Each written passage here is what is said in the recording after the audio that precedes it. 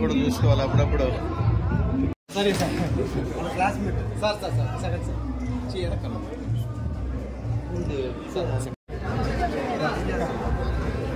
అది view perfect shot. ఇవన్నీ చూసుకుని సరిగ్గా తెల్లారుతుంది.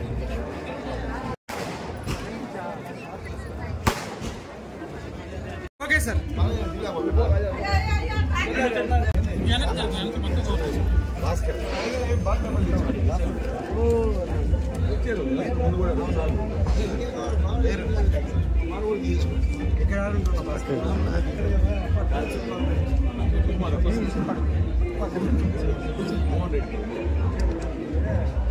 Sir sir okay sir.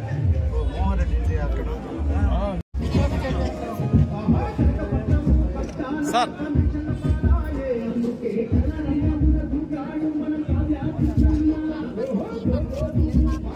పక్కకి రండి అమ్మా.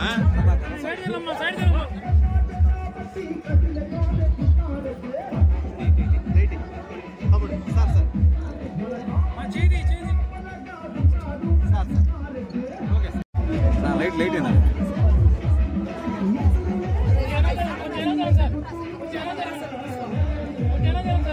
మీరు బాబా సార్ సార్ ఓకే సార్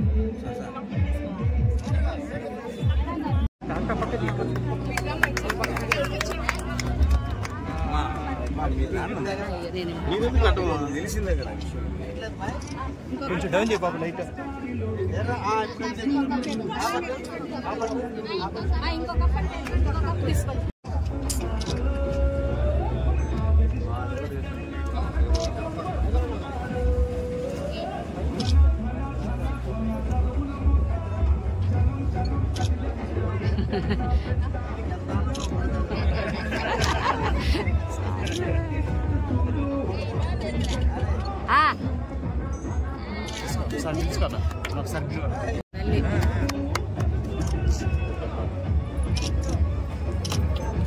చేశారు అన్ని రకాలు 12 రకాలు. ఇవన్నీ ఇవి నిజమైన ఆహారం. మన తల్లిదండ్రులు ఇవి తినబట్టే ఏ జబ్బులు రాలా.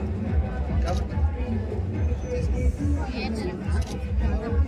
ఇది బాలామృతం ఒకటే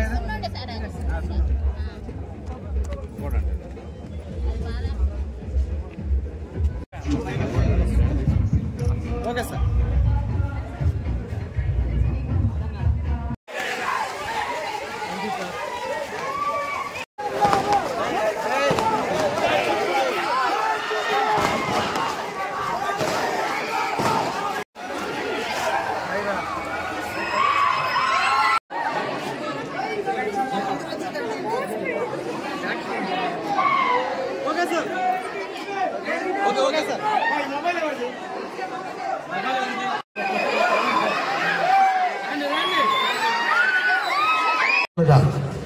ఎంతో నిర్వీర్యమైనటువంటి పోయినటువంటి పరిస్థితిని కావల్లో మనం సవి చూసాం. ప్రజలు ఇళ్లలో నుంచి బయటికి రావాలంటే ఏం జరుగుతుందని భయం. మన ఆస్తుల విషయం దాచిపెట్టుకోకపోతే ఎక్కడ ఆస్తులు ఉన్నాయని తెలిస్తే వాటిని దోచేస్తారనే భయం.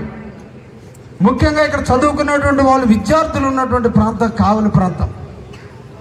దాదాపు ఇంటర్మీడియట్ దగ్గర నుంచి డిగ్రీ వరకు ఇంజనీరింగ్ స్టూడెంట్స్, పీజీ స్టూడెంట్స్ కలిపి ఈ రోజున కావలిలో 22,000 మంది ఉన్నారు ఈరోజు కావలిలో.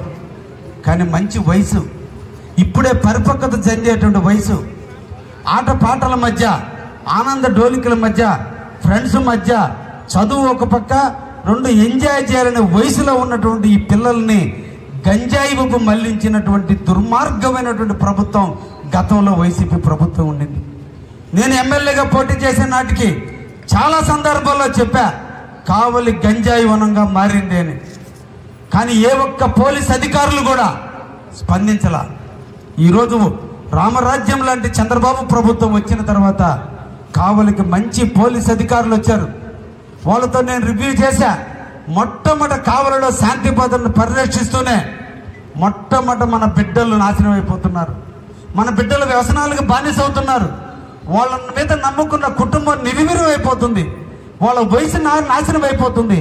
వాళ్ళు మంచి స్థాయిలో ఎదిగే దశలో వ్యసనాలకు బానిస చేసేటువంటి కొంతమంది దుర్మార్గుల వల్ల వాళ్ళ జీవితాలు నాశనం అవుతున్నాయి. ఎక్కడ గంజాయి అమ్ముతున్నా, ఎక్కడ టెల్టాన్ టాబ్లెట్లు అమ్ముతున్నా పట్టుకోమంటే ఇప్పటికే దాదాపు నెల రోజుల నుంచి 6.5 కేజీ 7.5 కేజీ గంజాయిని పట్టి అందరినీ బొక్కలకు తోస్తున్నాం. ఇంకా కూడా ఈ గంజాయి కావల్లో ఎక్కడ కనిపించినా ఏ పార్టీ వారినైనా ఉపేక్షించే పరిస్థితి లేకుండా చేస్తామని కూడా ఈ సందర్భంగా మీకు తెలియజేస్తున్నా. ఎందుకంటే మీ భవిష్యత్తు ఈ దేశం మీది, ఈ రాష్ట్రం మీది, ఈ కావలి మీదే. మా వయసులు అయిపోయినాయి. రేపటి భావి భారత పౌరులుగా మీరు తీర్చిదిద్దబడే దేశం మీది ఈ కావలి ప్రశాంతంగా ఉంచుకోవాల్సిన బాధ్యత యువత మీద ఉంది. అటువంటి వ్యసనాలకి తావు లేకుండా చేయాల్సిన బాధ్యత మా మీద ఉంది. కాబట్టి కావలిని ప్రశాంతత తీసుకొని వచ్చే దాంట్లో నిరంతరం కూడా నేను కృషి చేస్తానని మీ అందరికి కూడా హామీ ఇస్తున్నా. నేను ఎమ్మెల్యేగా రాజకీయాల్లోకి రాలేదు. నిరంతరం కావలికి ఒక సేవకుడుగా, కావలిని కాపు కాసుకున్న వ్యక్తిగా నిరంతరం ప్రజలతో మమేకమవుతూ, ప్రజలతోనే ఉంటూ, ప్రజల కోసం ఈ భారత పౌరుల యొక్క అభివృద్ధి కోసం నిరంతరం కూడా కాపలా కాస్తానని చెప్పాను. నాటి నుంచి నేటి వరకు 100 రోజుల నుంచి కావలిలో ఉంటూ ఎక్కడ చిన్న ఇబ్బంది జరిగినా లాండ్ ఆర్డర్ పరంగా కావచ్చు, ఇతర వ్యవహారాల్లో కూడా అందరికీ చేదోడవాదులుగా ఉంటూ కావలిని కాపుకోసుకొని వస్తూ ఉన్నాననే విషయాన్ని కూడా మీ అందరికి కూడా తెలియజేస్తున్నా.